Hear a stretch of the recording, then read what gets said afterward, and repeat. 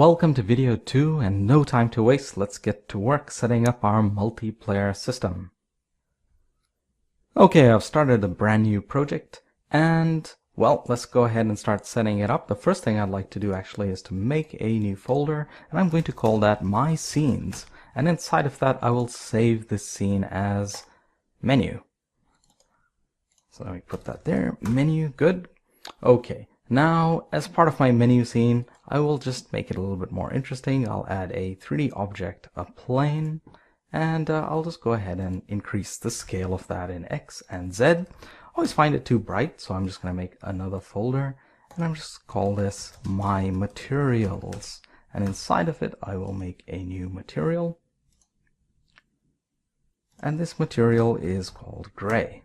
Now, by the way, my Unity version is Unity 2017.2. Okay, I'll just set that to gray and go ahead and apply that on. While I'm here setting up the scene, I'll also set up the lighting. Now, you'll always have these two both checked at the same time. You only use one or the other. And I'm going to use real-time lighting and set the light map parameters down to very low resolution. I won't use auto-generate. I will generate the lighting, and this will get the job done really fast, which is good while you're developing and you don't have your computer churning away in the background trying to process lighting. Okay. So with that done, next I'm going to make an empty game object here, and I'm going to call this the Network Manager. So Unity already supplies us components for that, though you won't use it in a game that you're going to publish. It's only for the initial prototyping would you use it, and those are the Network Manager and the Network Manager HUD. Now, for this Network Manager, you need to supply it with an offline scene and an online scene, and also the player prefab as well, in order for it to work. It's not going to work at the moment. So let's go ahead and do that sort of stuff. I've made sure to save my scene, and I'm just going to duplicate menu and just rename this Map 1. Okay, now go ahead and open up Map 1. Okay, good. Delete the Network Manager from that, because the Network Manager will transfer from the menu scene to Map 1, so you don't need a second one. And I need to just disable this main camera to avoid messages appearing that there's more than one listener, blah blah, that sort of stuff appearing. So I do assume that you've used Unity, you're familiar with Unity, and you have familiarity with coding in Unity as well. That's why I'm going pretty fast. Okay, so coming back, I'll just save that. Good. And coming back to the Network Manager, now in order to add these scenes there, I have to add them to the build settings first. So I'll just drag them in. Okay, good, done. And then here, my offline scene is menu, and my online scene is Map 1. Now I need a character. So go ahead and import package, import the characters package, and just bring all of it in. Okay, so after importing it, there's going to be some warning messages here. Now this is just Unity stuff. This is the new version of Unity, and there's some code of theirs that they haven't updated yet. So just ignore it and it's no problem. It'll be fixed up in a newer version. By the time you're probably using a newer version, you won't even see that. Okay, now I just went over to the prefabs in the first person controller and brought in the FPS controller, break that prefab instance. Okay, and I'm going to make a new folder. And I'll call that My Prefabs. Okay. Now I'll just rename this as Player 1. And drop that into the My Prefabs folder. Now, this player is purely single player. The very first step to get it to become a multiplayer thing is to add a network transform component. By default, a network identity will also be attached because this component requires the network identity. Now, this player is controlled by our clients, our players, right? So you have to check local player authority so that the client can control this object. The server will spawn this player game object as something that that particular client can control. So you have to check that on. Next, the transform sync mode is currently on sync rigid body 3D. So just change that to sync character controller because that's what's on this, and that's the smoothest motion. You'll have the smoothest motion by syncing the character controller. Now the character is invisible, and yours will be, but just for the just for getting things going, I'm gonna just put in the third-person character, not the prefab, the model rather, the Ethan model. Just drag it onto the player there. Okay. Now the model's gonna be sitting too high, so it needs to come down to something like minus 0.9, perhaps, something like that. Might look okay. You look at the feet and yeah, roughly the feet might stick in the floor a little bit. Okay, whatever. It's good enough for our purpose. Okay, I'm just going to hit apply so I don't lose all these changes, and I can probably get rid of that from the scene and go back to the network manager. So in my prefabs, drag that player prefab on. Okay, good. Now going to the map 1 scene, currently both scenes look exactly the same, so I wouldn't be able to tell that I'd moved to the other scene. So let me just add some cubes to just make that really obvious. So when I spawn into the scene, I know that I spawned into the scene. Okay, good. And I can also do something else. You don't have to. Unity will just spawn the guy at some default location, which I think is at the origin. You can make spawn points, and they are network start position. So network start position. And now we'll make better use of these later. Not right now, not in this video. And I'll just call this a spawn point. And you can just make a bunch of them. You can make more of them, of course. So I'm gonna just do that. Just make one over here. Make another one over there. I probably should turn them as well, so that they face somewhere. Well, towards each other anyway. Okay, whatever. I'm wasting too much time on that sort of stuff. Now going back to the menu. So just save that. You can change the spawn method. You can have round robin or random. I'll just leave it at random. Okay. So that should do. Let me just quickly run the game. Just check that the most basic stuff is working. LAN host. Okay, all good. That's very nice. That is working. Okay. Let me build that. And I'll just make a folder here called built. And I'll just call this built. Okay, so there is going to be a problem, by the way. So let me just hit play here. It won't be obvious at first. You won't understand straight away, or if you've already been doing a bit of multiplayer stuff, you will understand straight away. But let me just jump in. So here's the host. The host is in, right? You can see him in the scene. Okay, whatever. He's looking through his camera, and he's able to control his player as expected. We'll add an animation shortly in this video. But anyway, so okay, that's good. Let me go over to this one and join as a client. Alright, so the client's in, and something's not right. The camera is totally messed up. So, yeah, okay, so if you look in the editor, now why is that camera moving? Why is that one? Well, that shouldn't be moving, right? Well, what's happening is, basically, the camera on this one has gotten confused. The script there has gotten confused, and it's using another camera. It's using the camera on the latest spawn player and looking through that. So as the motion is getting synced correctly, so the motion of the characters are getting synced correctly because of the network transform component, but the cameras are getting messed up, and well, we need to actually make sure that certain scripts on the players are only active on the player that's controlling them. So if like, you know, this is the editor, this is their player, you can see that in the scene. I was just jumping there. Okay, this like first person controller, it needs to be active on this player. But now this other one, this is the client's game object.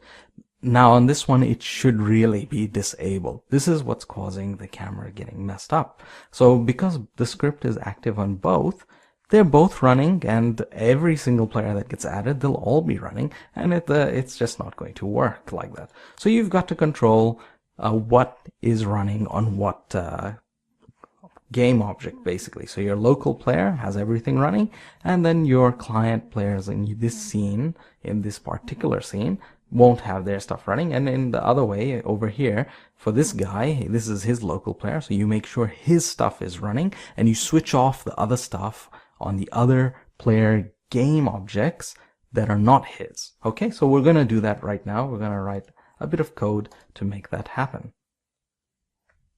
So I'm going to make a new folder, and I'm going to call this My Scripts. And inside of it, I'll make a new C# script and call it player_network. And go ahead and open that up. Okay, so this is our very first script, and we have to add in 2 more using statements. So using Unity engine.networking and using Unity standard assets.characters.firstperson. And this is going to be a networked script, so it isn't going to derive from mono behavior, rather it will derive from network behavior. Now we can access the multiplayer library. Next I'll have my variables. So the first one is public game object first person character. So the first person character on our prefab is this one, the one that has the camera on it. So we're going to actually control whether this is enabled or not. And next here is public game object character model. So I don't want the character model on the player game object that we're controlling to be active. I want it to be typically disabled. Otherwise, yeah, you can see them. You can see through the arms or the legs or whatever, and it looks weird. So I'm going to just take care of that. I don't need the start and update methods, but I do need this Unity method, which is public override void on start local player. So this is what's called when the multiplayer game object starts up. So yep, just delete the base on start local player instruction there. And I should explain that this method is only going to run on the player game object that belongs to that particular client. All of the other player game objects that are spawned into the scene that are other clients that we can't control in our game, they won't have this method run on them. Okay, so the first instruction I'll have here is get component first person controller dot enabled is equal to true. So since I'm doing that here, just so I remember, I'm going to actually disable the first person controller on the prefab. So go ahead and make sure you do that. Okay, coming back. My next line is first person character dot set active true. So I'm going to activate this game object on the player character that I control. So go over to the player character again, to the first person character, and disable this child game object. So make sure to do that. Okay, next I have a for each loop. So for each game object go in character model, so in this array character model, go.setActive false. So this is going to disable the Ethan model basically. Okay, so save that. That's it. That's the script. It's pretty simple. So going back to the player, let's add that onto our player prefab. I'll just drag it in. It's a bit easier. Well, for me anyway. So player network. Okay, so I've got that attached there. And let me just drag on the first person character. There we go. And the character model. Okay, so currently the size is 0. So all of these bits make up the character model. Except for the skeleton, rather. So the Ethan body and the Ethan glasses, they both make up that part of the character. So I'll just lock this to make it easy for me. And then just drag these into the character model array there. Okay, good. So that is sorted. I'll unlock that. And make sure to hit apply. Good. Okay, get rid of that. And save this. And let's go ahead and build and run. Okay, I'll start a host. Good. Let's jump in here and join as a client. All right, good. Okay, it's working. It's definitely working now. So I'm actually controlling the player I'm supposed to control. In the editor, you can see that my player is invisible.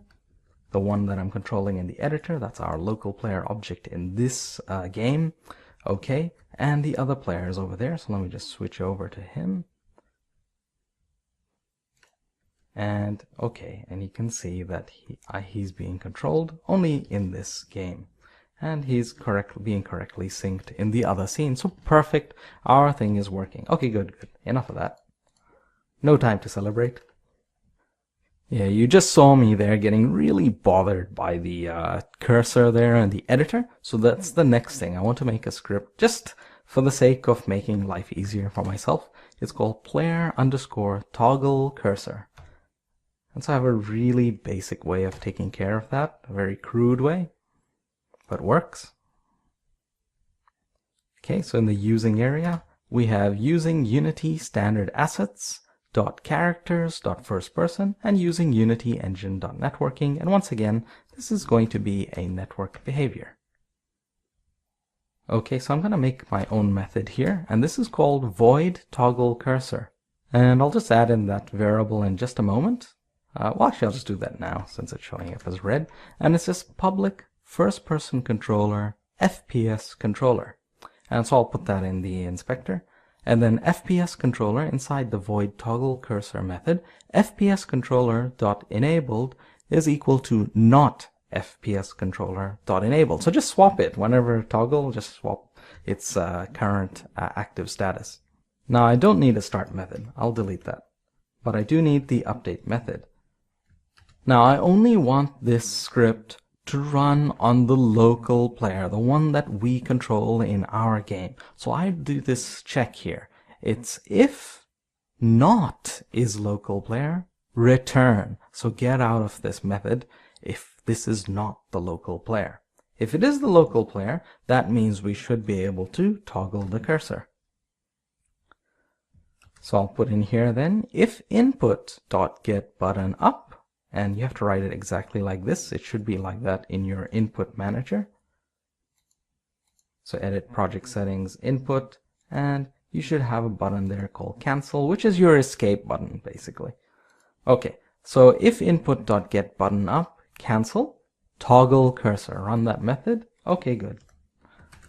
So we go ahead and make sure to attach that onto our prefab.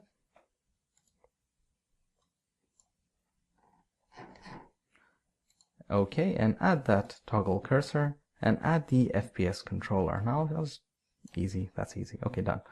And just make sure to apply that. Apply. Good. And delete that from the scene.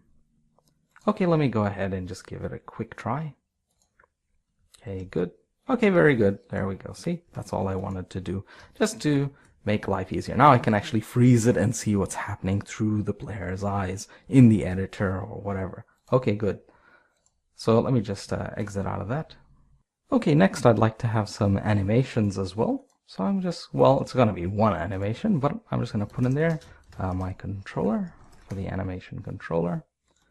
And I'm going to just make a new character controller, an animator controller rather, and just call this player. Okay, so inside of that, I'll just open that up and create a new state. Just will be called idle. And there are animations already coming with the standard assets. And all I want is the humanoid idle. Okay, good.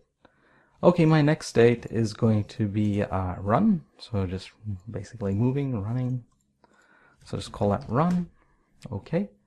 And for this one, the motion, I just want a humanoid run. So yeah, that should do just fine. Okay, so I do want a parameter here for my animator, and it's going to be a Boolean. I'm going to call it moving, okay? And just set up a transition from idle to run, and the condition here is going to be that moving is true. Good.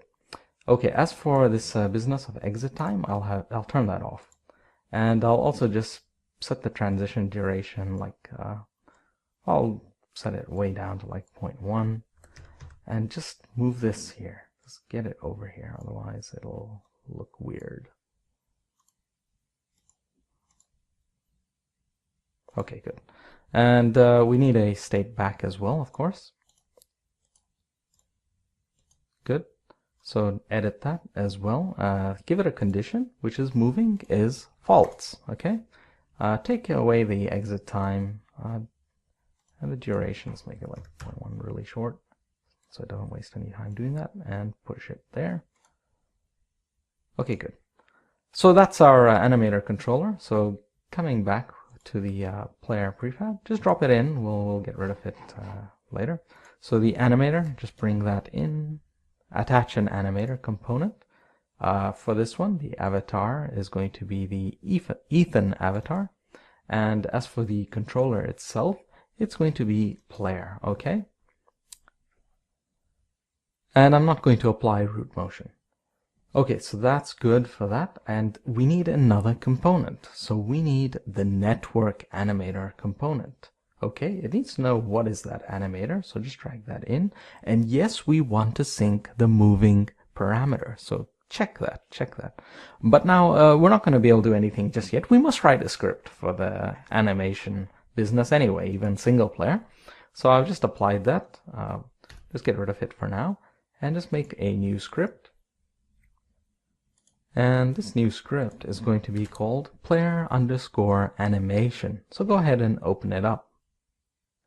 Okay, so I must have using Unity engine.networking, and of course change this to a network behavior. My variable will be public animator player animator.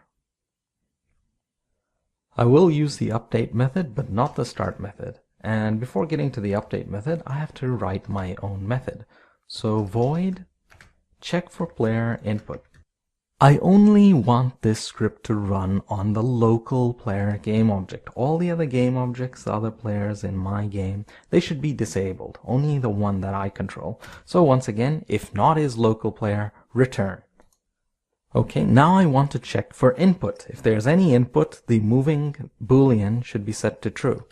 So what I'm going to say is that if mathf.abs, absolute value, input.getAccess, vertical, as you know, that's in the input manager, which I just showed you earlier, vertical is greater than 0, or mathf.abs input.getAccess, horizontal is greater than 0. So that's saying if I'm pressing the W or S keys or the A and D keys, then obviously then the value will be greater than 0. And if that's the case, then player animator.setBool is moving to true. Oh, so the name there is moving, so that's what it has to be, exactly match, otherwise it's not going to work.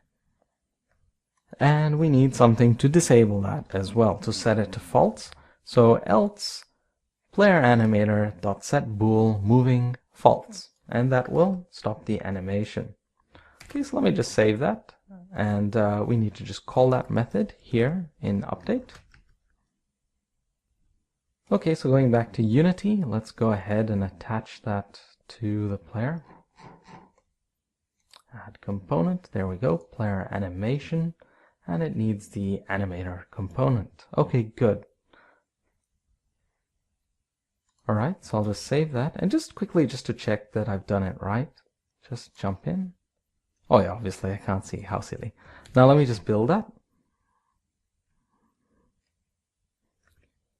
Okay, so let me just host a game here. Good. Come back to this one. Join in as a client. Very good. And there we can go. If you look into the screen on the bottom left, you can see that the other client is animating across the network. Perfect.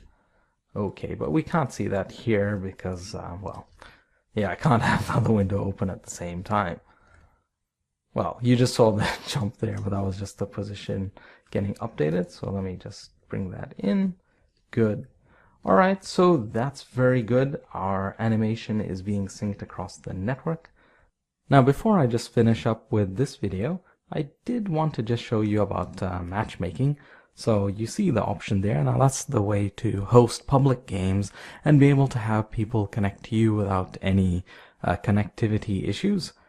So to do that, to set it up, you need to bring up your services tab and then go to the multiplayer button down here, and you will basically set it up. You'll set up an account ID, and then you need to go to the dashboard, which is a web page, and then input the number of rooms, basically the number of players rather per room, that sort of thing. So you can see that there. Okay, so that's basically that. And once you've done that, once it's set up for this title, for this game, then you can actually use it. So I'll just show that to you in just a moment. Okay, so let me enable the matchmaker here. I'll just leave it as default room name. Create that internet match. Okay, I'm in. Good. Let me jump in here. Enable matchmaker. Find internet match. There we go. Join match default. And yep, we're in as well. Good. So that's all working, and this is actually a public game. So if you went and gave this to somebody who's not in your network at all, they would be able to connect to your game.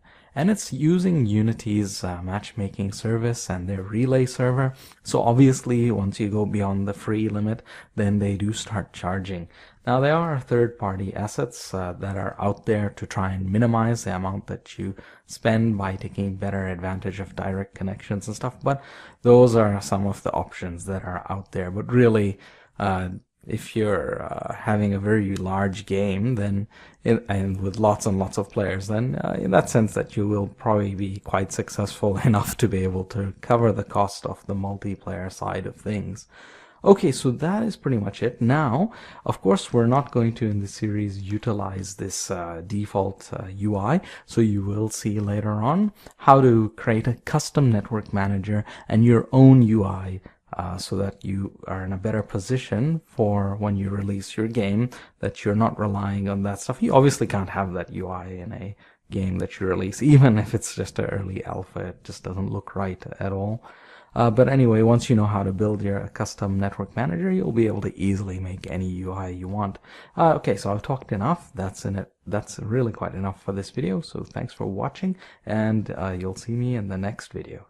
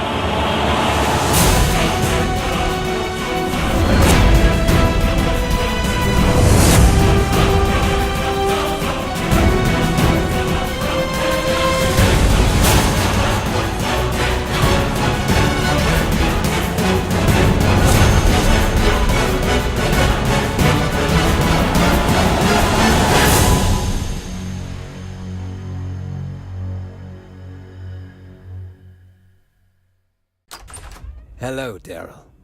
High school is such a strange time, isn't it? Hormones wreaking havoc on the body, while the comforts of childhood are stripped away through increasingly demanding academic responsibilities. All the while, you must claw and bite your way into a favorable position within the new pecking order. True friends are hard to come by, Daryl. If you're not careful, one day you might find your face beneath the shoe of some friend, using you as just another foothold on the way to the top.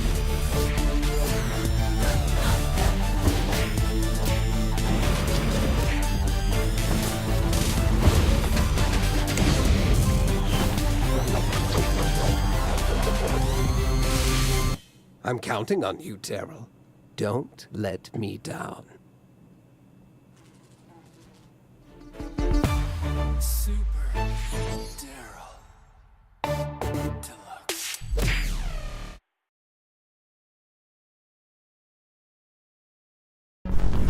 I had a dream once. A dream to get as far away from this place as possible. Do me a favor, kid. When you get your chance, take a hold of it. Don't let go. Still, I used to look up at the night sky and dream of a life among the stars. But it was 1984, and that dream seemed a distant daydream, an inconceivable possibility. There's one thing I've learned, kid. It's to hold fast to your dreams. Hold on tight. Because if you let your dreams die, so dies the best part of you. Until that fateful night, when, in a flash, everything changed.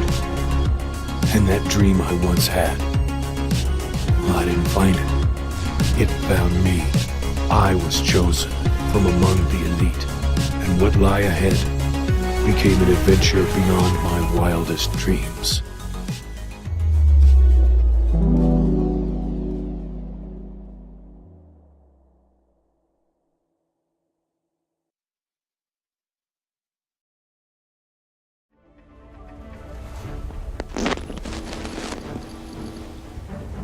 Palco Industries welcomes you to Planet Fortune. As a galactic leader in robotics, fashion, and simulated pork products, we're committed to making every bounty hunter feel like a first-class citizen.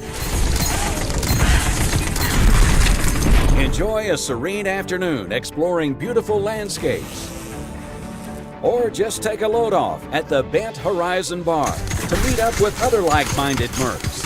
When your tab starts to add up, grab a bounty at the Job Goblin Dispensary to start raking in the space bucks. While out and about, why not fraternize with the friendly locals?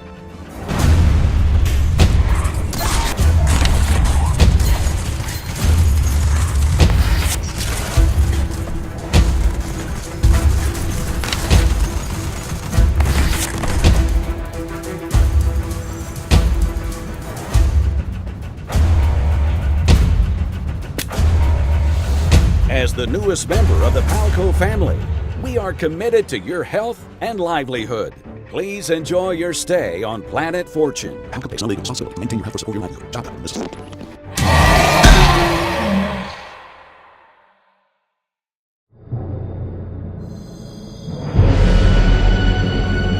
Can you see any structures on the planet? It's all one big structure. Planet-wide, all the way to the core.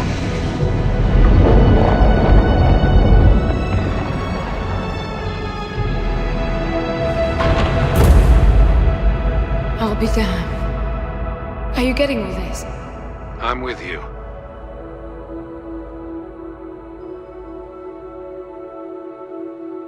It seems familiar, somehow.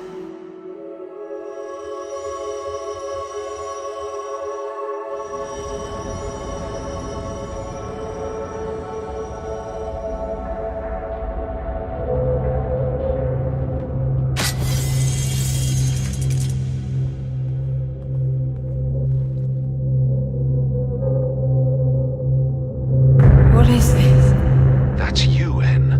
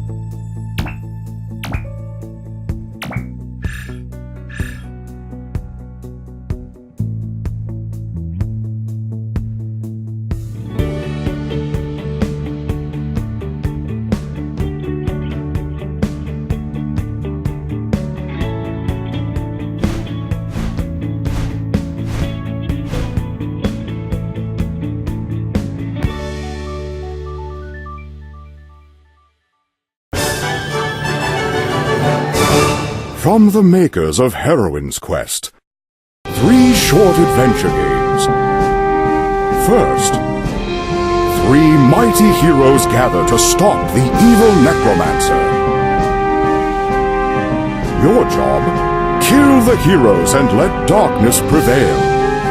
Play the murdering little imp in Quest for Iroh. Second, on a small spaceship, the crew gets into a fight. And they're never going to land unless they do it together. Control 4 crew members and teach them to cooperate in Starship Quasar.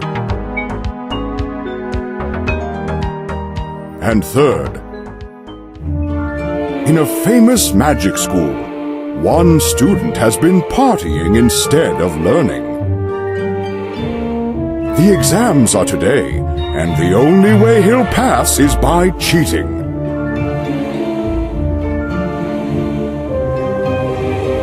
Use time travel to repeat the day until you get it right. In Larry Laughter and the Test of Time.